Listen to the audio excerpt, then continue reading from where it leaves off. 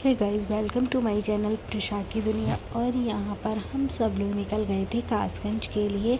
हम कासगंज अनमोल की बड़ी मौसी जी के यहाँ जा रहे थे, जिनके घर प्रोग्राम थे और उनके घर का इनाग्रेशन था। तो हम लोग सुबह सुबह निकल गए थे। मंडे 14 अक्टूबर की ये वीडियो है और ये मैं बहुत लेट अपलोड कर रही हूँ बिकॉज़ मैं तबीयत ख़राब हो गई, जो आपको आगे वीडियो में पता चलेगा। इसलिए वीडियो को लास्ट तक देखते रहे। और हम लोग यहाँ पहले धोपा मंदिर गए थे, क्योंकि हर मंडे को हम धोपेश्वर नाथ के मंदिर जाते हैं। वहाँ होते हुए हम फिर कासगंज के लिए निकल गए और सबसे पहला स्टॉपेज था हमारा उजानी, उसके बाद था कचला। और हम यहाँ से निकल के जाए और कचला के चने ना खाएं, ऐसा तो हो ही नहीं सकता। ये मेरे और पति हम दोनों के ही फेवरेट है। मैं हमेशा मटर खाती हूँ, वो हमेशा चने खाते हैं और मटर खाते हैं। मैं सिर्फ मटर खाती हूँ क्योंकि मेरे को मटर बहुत ज़्यादा पसंद है। यहाँ हम तीनों लोग एंजॉय कर रहे थे। मेरी वॉइस थोड़ी अजीब आ रही होगी बिकॉज़ मुझे कोल्ड हो गया, इसलिए मेरी वॉइस को थोड़ा सा इग्नोर कर दीजिएगा। बहुत अजीब आ रही होगी कोल्ड की वजह से। और यहाँ पर मैं प्रिशा को डांट रही थी, बहुत ज़्यादा शैतानी कर रही थी, मेरे हेयर पुल कर रही थी।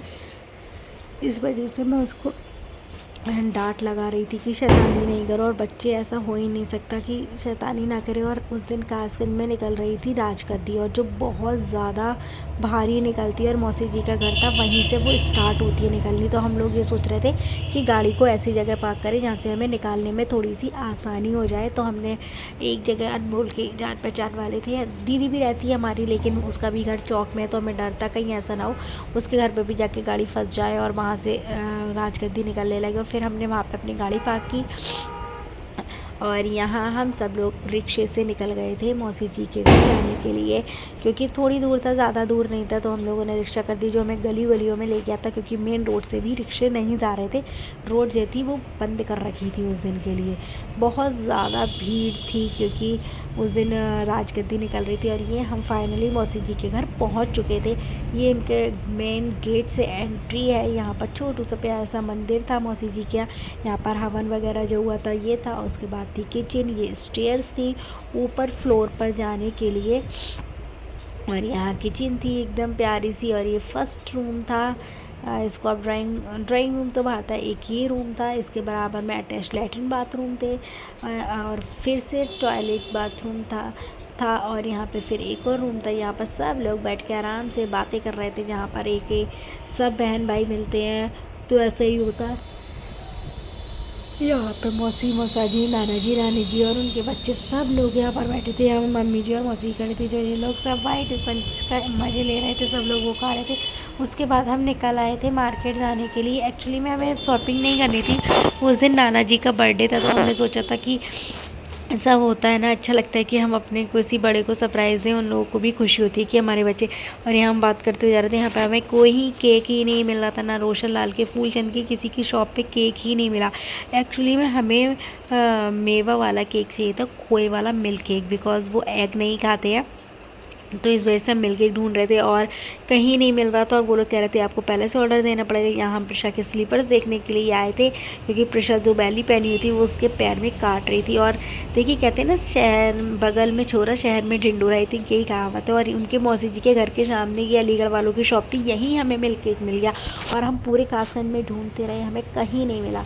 और हमें सामने आके आखिर में हमने यहीं से लिया। हमने पहले यहाँ पर ट्राई नहीं किया, मैंने सोचा हम रोशन लाल वगैरह से ले लेते हैं क्योंकि उनकी मिठाई अच्छी थी। उसके बाद हम दीदी के घर चले गए थे और यहाँ पर बैठ के हमने नाश्ता पानी किया और यहाँ सब बातें कर रहे थे, बातें शातें चल रही थी। ये देखिए, मैंने वहाँ पे आके ड्रेस भी चेंज कर ली थी, क्योंकि फिर हमें लौट के घर जाना था। तो मैंने सोचा ड्रेस चेंज कर लेती हूँ।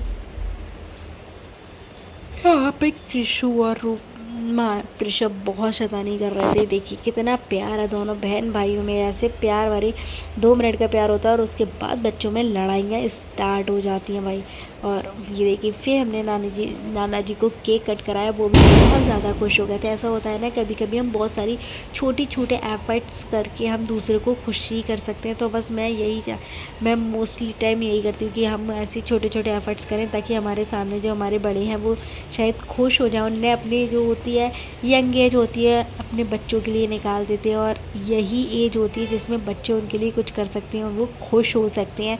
तो बस हमारा थोड़ा सा यही मोटिव था कि वो लोग खुश हो जाएं। और फाइनली वो बहुत ज़्यादा खुश हो गए थे। नानी जी और नाना जी दोनों ही बहुत खुश थे। यहाँ पर सब लोग खड़े थे, देखिए मौसी जी, चिंकी दी, यहाँ पर पतिदेव हमारे सब लोग बैठे थे, अपने अपने नंबर का वेट कर रहे थे, जल्दी से हमारा नंबर आया, फ़ोटो क्लिक करा, श्रेया दी, बड़ी मौसी सब खड़े थे। और यहाँ पर हम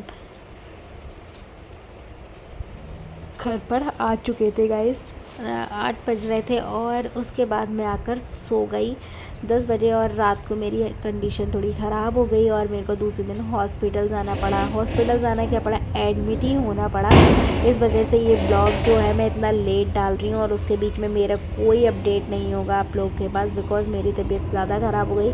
मैं 5 to 6 डेज़ में हॉस्पिटल से डिस्चार्ज होकर आई थी और अभी भी मेरी तबीयत थोड़ी ठीक नहीं है, थोड़ी क्या ठीक ही नहीं है। तो इस वजह से मैंने कोई ब्लॉग अपलोड नहीं किया, बस मेरा मन था कि ये मैंने शूट कर लिया तो मैं डाल दूँ।